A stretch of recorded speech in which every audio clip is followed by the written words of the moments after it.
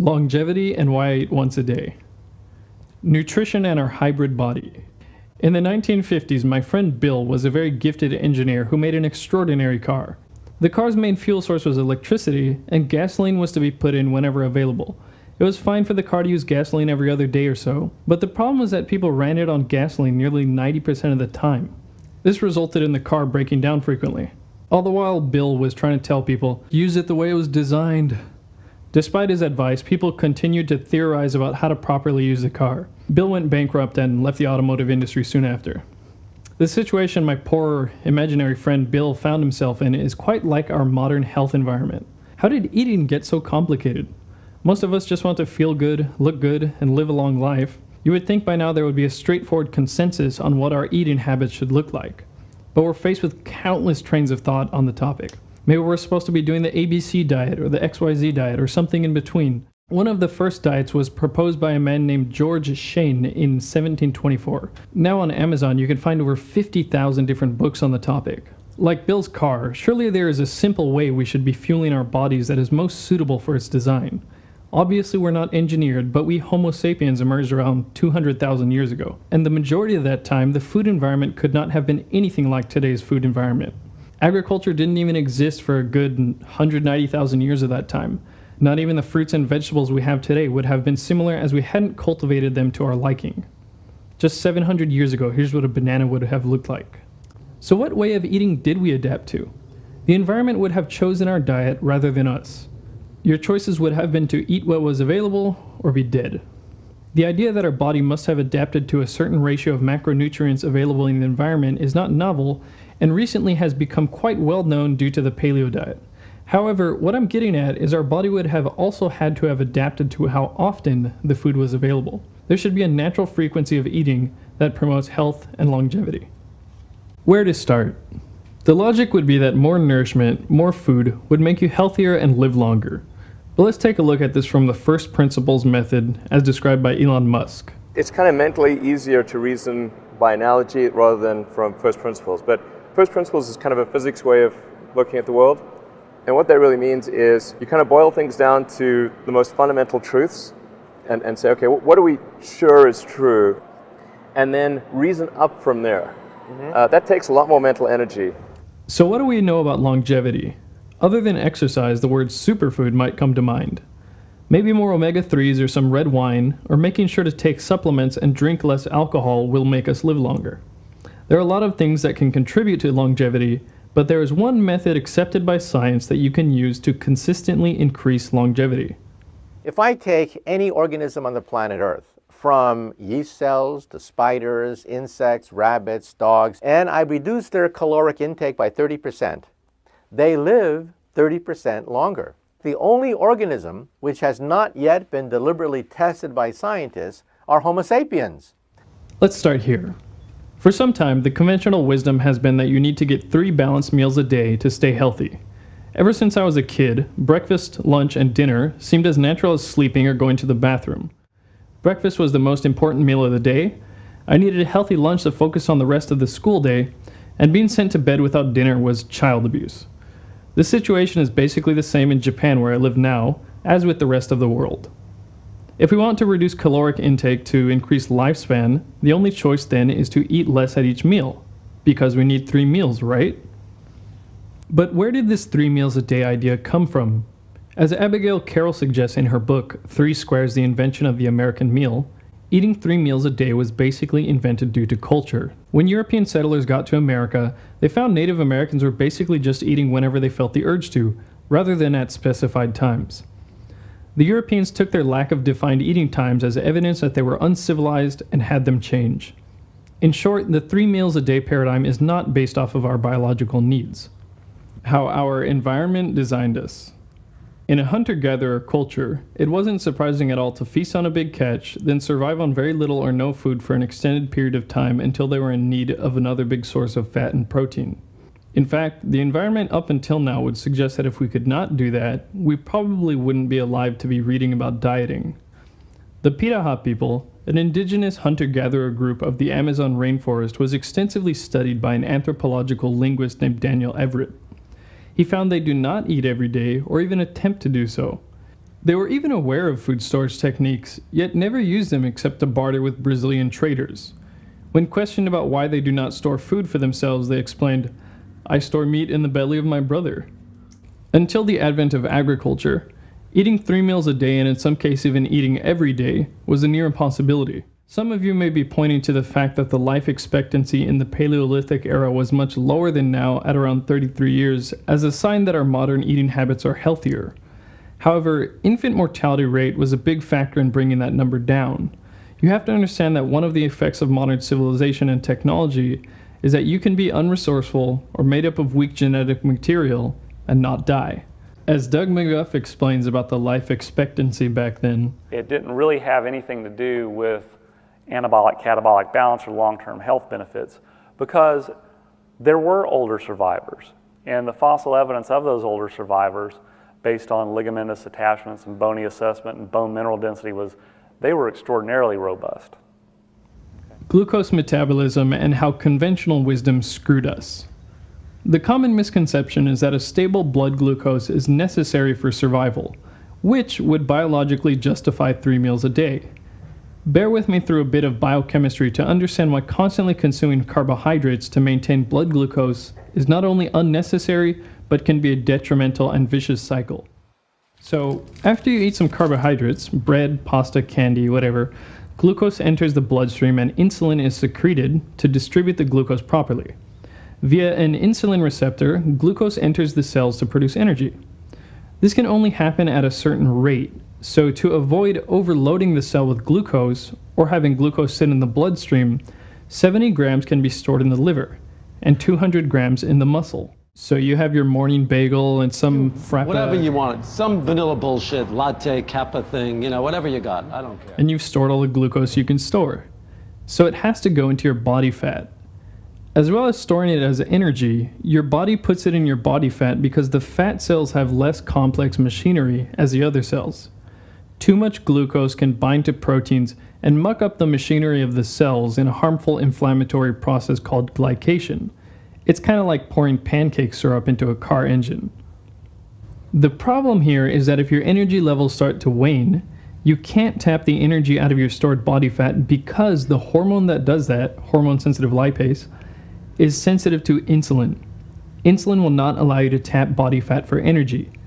If you have a bunch of insulin sitting in your blood from processing a bunch of glucose before, and you need energy, you're going to get ravenously hungry and will need to jack your blood sugar up short term with a snack or something to raise your energy levels again. This is why if you're following the recommended American diet, you're usually going to be stuck in this loop of wanting to eat every time your blood glucose drops, and 3 meals a day will feel very necessary. Even medical doctor Peter Attia fell victim to this. Despite exercising 3 or 4 hours every single day and following the food pyramid to the letter, I'd gained a lot of weight and developed something called metabolic syndrome. Ketosis to the rescue. If you stop eating glucose for about 10 to 12 hours, your glucose stores will deplete, and your body will start breaking down fat so that the liver can produce something called ketone bodies. Ketone bodies produce energy for your cells through similar pathways as glucose, but are much more stable, efficient, and don't cause complications like we just talked about. You may have heard of this ketosis state referred to as starvation mode in school, but this by no means suggests that you are about to starve. I particularly dislike this term because it suggests that glucose, carbohydrates, is our body's primary fuel source, when in fact it is possible to live entirely without carbohydrates. Humans have absolutely no requirement for carbohydrate. Not 1 gram do we require. We have this fabulous liver that produces as much glucose as you require. Case in point, a 456-pound, 27-year-old man in Scotland fasted for an incredible 382 days, consuming only water and vitamin supplements. He lost 276 pounds and completed the fast with no ill effects. He was technically in starvation mode this entire time, and his body was using his stored body fat for energy. Quick note, ketosis and diabetic ketoacidosis are not the same thing. Several years back, when I first heard about low-carb diets, I was skeptical, and frankly, when I heard that my close friend's mother was trying the Atkins diet, I was worried for her. However, after understanding the biochemistry behind it, I started doing the paleo diet. I felt great in general, had a better physique with less effort, and much more stable energy levels.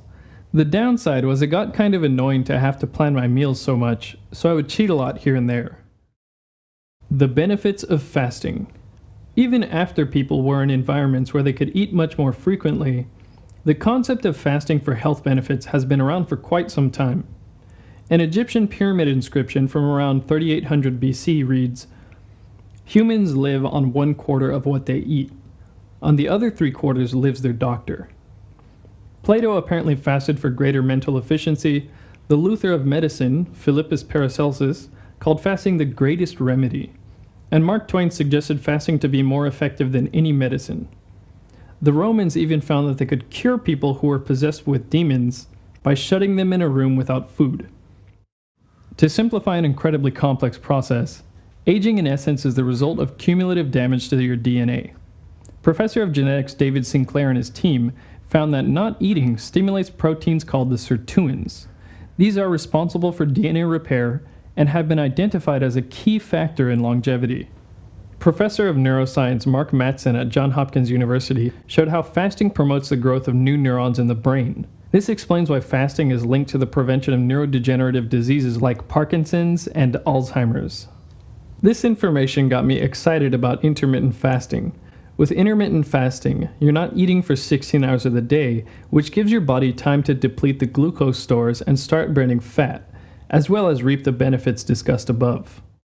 So many sources are pointing to the key here being that, whether you are doing extended fasting, intermittent fasting, or simply eating less, you are giving your body a chance to deplete its glucose stores and dip into ketosis, leading to the health benefits we discussed.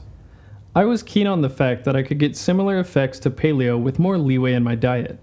The problem with intermittent fasting was I found myself craving food outside of the 8-hour period, and I still had to be somewhat strict with what I ate, although of course not as strict as my 3 meals a day regimen. Upton Sinclair, who was born in the late 1800s and lived to the swell age of 90, published a book in 1911 called The Fasting Cure. The book was inspired by the personal accounts of 250 people who cured some ailment with extended fasting. The ailments range from colds, headaches, constipation to arthritis, valvular heart disease, and cancer. Dr. Alan Goldhamer spoke about how in 2012, a 42-year-old patient cured her cancer, stage 3 follicular lymphoma, with a 21-day fast. All this opened me up to try my first week-long fast. But I ended up quitting around the 4th day, even though I didn't feel particularly bad. While I missed my goal and I didn't really feel all that different afterward, over the next following days I started to notice something. I used to enjoy eating some refined sugar crap here and there, but after the fast I wasn't so interested. It was like it reset my eating preferences. Around this time I came across a book called Kufuku wa Hito o Kenkou ni Suru by Dr. Yoshinori Nagumo. The title means Hunger Makes People Healthy, and it provides an incredibly compelling argument for limiting yourself to 1 meal per day. It touched upon many of the things I've talked about here, some things I didn't, and it dispelled some worries I had like malnutrition.